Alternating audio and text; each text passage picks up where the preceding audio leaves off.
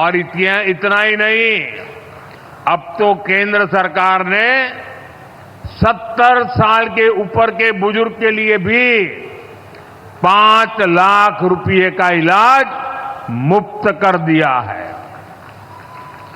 आपकी आय चाहे कितनी ही हो, आपके घर में अगर 70 साल के ऊपर के बुजुर्ग है, उनकी उम्र 70 साल से ऊपर है, तो उनके इलाज की चिंता मोदी करेगा। लोकसभा चुनाव के समय मोदी ने आपसे वायदा किया था और मोदी ने अपनी गारंटी पूरी करके दिखाई है। साथियों, गरीबी के खिलाफ भाजपा के अभियान का सबसे बड़ा लाभ उड़ीसा में रहने वाले दलित, वंचित और आदिवासी समाज को मिला है। आदिवासी समाज के कल्याण के लिए अलग मंत्रालय बनाना है। आदिवासी समाज को जड़, जंगल, जमीन के अधिकार देने की बात हो, आदिवासी युवाओं को शिक्षा और रोजगार के अवसर देना हो, या ओडिशा की आदिवासी महिला को देश की माननीय राष्ट्रपति बनाना हो, ये काम पहली बार हमने किए हैं। साथियों, ओडिशा में कितने ही ऐसे आदिवासी इलाके, कितने ऐसे जनजातीय समूह थे जो कई कई पीढ़ियों तक विकास से वंचित थे। केंद्र सरकार ने जनजातियों में भी सबसे पिछड़ी जनजातियों के लिए पीएम जनमन योजना शुरू की। ओडिशा में ऐसी 13 जनजातियों की पहचान की गई है। जनमन योजना के तहत सरकार इन सभी तय विकास योजनाओं का लाभ पहुंचा रही है। आदिवासी क्षेत्रों को सिकल सेल एनीमिया से मुक्त करने के लिए भी अभियान चलाया जा रहा है। पिछले 3 महीने में इस अभियान के तहत 13 लाख से ज्यादा लोगों की स्क्रीनिंग की गई है। भाइयों और बहनों, आज हमारा देश पारंपरिक कौशल के संरक्षण पर भी अभूतपूर्व रूप से फोकस कर रहा है। हमारे यहां सैकड़ों हजारों वर्षों से लोहार, कुम्हार, सुनार, मूर्तिकार जैसे काम करने वाले लोग रहे हैं। ऐसे 18 अलग अलग पेशों को ध्यान में रखते हुए पिछले साल विश्वकर्मा दिवस पर विश्वकर्मा योजना शुरू की गई थी। इस योजना पर सरकार 13,000 करोड़ रुपए खर्च कर रही है। अभी तक 20 लाख लोग इसमें रजिस्टर हो चुके हैं। इसके तहत विश्वकर्मा साथियों को ट्रेनिंग दी जा रही है। आधुनिक औजार खरीदने के लिए हजारों रुपए दिए जा रहे हैं। साथ ही बिना गारंटी का सस्ता लोन बैंकों से दिया जा रहा है। गरीब के लिए स्वास्थ्य सुरक्षा से लेकर सामाजिक और आर्थिक सुरक्षा तक की ये गारंटी, उनके जीवन में आ रहे ये बदलाव, यही विकसित भारत की असली ताकत बनेंगे। साथियों, उड़ीसा के पास इतना बड़ा समुद्री तट है, यहां इतनी खनिज संपदा है, इतनी प्राकृतिक संपदा है। हमें इन संसाधनों को उड़ीसा का सामर्थ्य बनाना है। अगले 5 साल में हम उड़ीसा को रोड और रेलवे की कनेक्टिविटी को नई ऊंचाई पर लेकर जाना है। आज भी यहां रेल और रोड से जुड़ी कई परियोजनाओं का लोकार्पण किया गया है। आज मुझे लांजीगढ़ रोड, अंबोदला डोईकालू रेल लाइन देश को समर्पित करने का सौभाग्य मिला है। लक्ष्मीपुर रोड सिंगराम टिकरी रेल लाइन भी आज देश को समर्पित की जा रही है।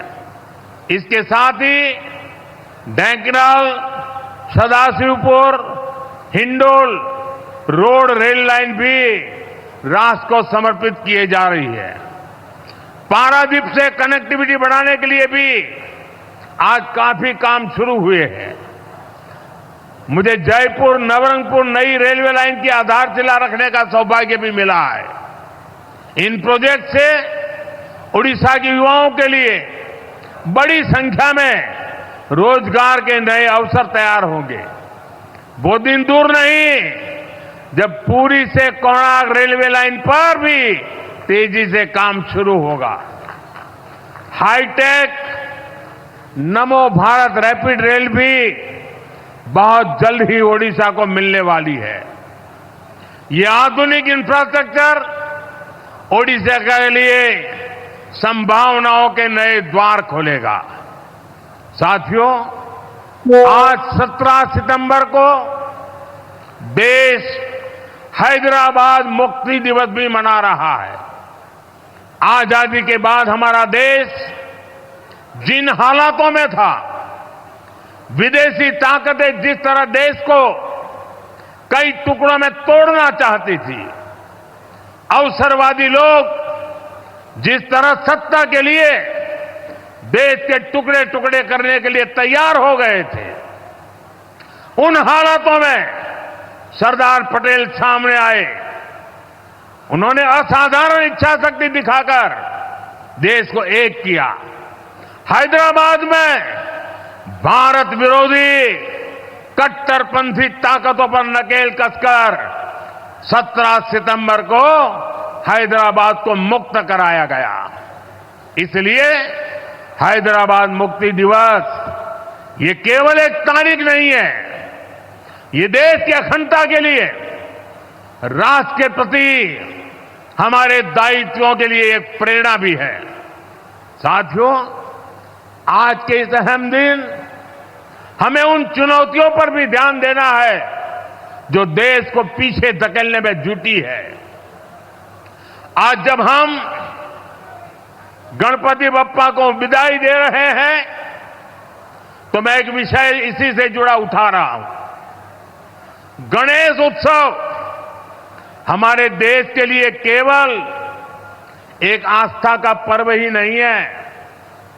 गणेश उत्सव ने हमारे देश की आजादी में भी बहुत बड़ी भूमिका निभाई थी। जब सत्ता की भूख में अंग्रेज देश को बांटने में लगे थे, देश को जातियों के नाम पर लड़वाना, समाज में जहर घोलना, बांटो और राज करो, ये अंग्रेजों का हथियार बन गया था। दलित, वंचित, आदिवासी समाज के जीवन में आ रहा ये बदलाव, उनकी ये खुशियां ही मुझे और मेहनत करने की ऊर्जा देती है। साथियों, उड़ीसा के पास वो सब कुछ है जो एक विकसित राज्य के लिए जरूरी होता है। यहां के युवाओं की प्रतिभा, महिलाओं का सामर्थ्य, प्राकृतिक संसाधन, उद्योगों के लिए अवसर, पर्यटन की अपार संभावनाएं, क्या कुछ यहां नहीं है। पिछले 10 वर्ष में केवल केंद्र में रहते हुए ही हमने साबित किया है कि उड़ीसा हमारे लिए कितनी बड़ी प्राथमिकता है। 10 वर्ष पहले केंद्र की तरफ से उड़ीसा को जितना पैसा मिलता था, आज उससे 3 गुना ज्यादा पैसा मिलता है। मुझे खुशी है कि अब ओडिशा में वे योजनाएं भी लागू हो रही हैं जो पहले लागू नहीं थी। आयुष्मान योजना के तहत 5 लाख रुपए तक मुफ्त इलाज का लाभ अब उड़ीसा के लोगों को भी मिलेगा। लोकमान्य तिलक ने गणेश उत्सव के सार्वजनिक आयोजनों के जरिए भारत की आत्मा को जगाया था। ऊंच नीच, भेदभाव, जात पात, इन सब से ऊपर उठकर हमारा धर्म हमें जोड़ना सिखाता है। गणेश उत्सव इसका प्रतीक बन गया था। आज भी जब गणेश उत्सव होता है, हर कोई उसमें शामिल होता है। कोई भेद नहीं, कोई फर्क नहीं। पूरा समाज एक शक्ति बन करके, एक सामर्थ्यवान बन करके खड़ा होता है। भाई और बहनों, बांटो और राज करो की नीति पर चलने वाले अंग्रेजों की नजरों में उस समय भी गणेश उत्सव खटकता था। आज भी समाज को बांटने और तोड़ने में लगे सत्ता के भूखे लोगों को गणेश पूजा से परेशानी हो रही है।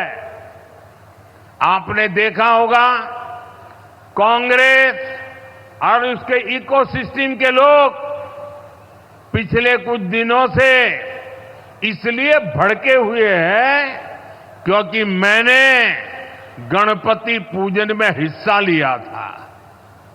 और तो और कर्नाटका में जहां इनकी सरकार है, वहां तो इन लोगों ने और भी बड़ा अपराध किया। इन लोगों ने भगवान गणेश की प्रतिमा को ही सलाखों के पीछे डाल दिया। पूरा देश उन तस्वीरों से विचलित हो गया। ये नफरत भरी सोच, समाज में जहर घोलने की ये मानसिकता, ये हमारे देश के लिए बहुत खतरनाक है। इसलिए ऐसी नफरती ताकतों को हमें आगे नहीं बढ़ने देना है। साथियों, हमें साथ मिलकर अभी कई बड़े मुकाम हासिल करने हैं। हमें उड़ीसा को, अपने देश को सफलता की नई ऊंचाइयों पर लेकर जाना है। ओडिशा बांसी करो समर्थनो पोइमो चिरऋणी मोदी रो अस्सा। सारा भारत को ही वो सुन्ना रो ओडिशा। मुझे विश्वास है विकास की रफ्तार आने वाले समय में और तेज होगी। मैं एक बार फिर आप सबको बहुत बहुत बधाई देता हूं। मेरे साथ बोलिए, जय जगन्नाथ, जय जगन्नाथ, जय जगन्नाथ। भारत माता की, भारत माता की। बहुत बहुत धन्यवाद।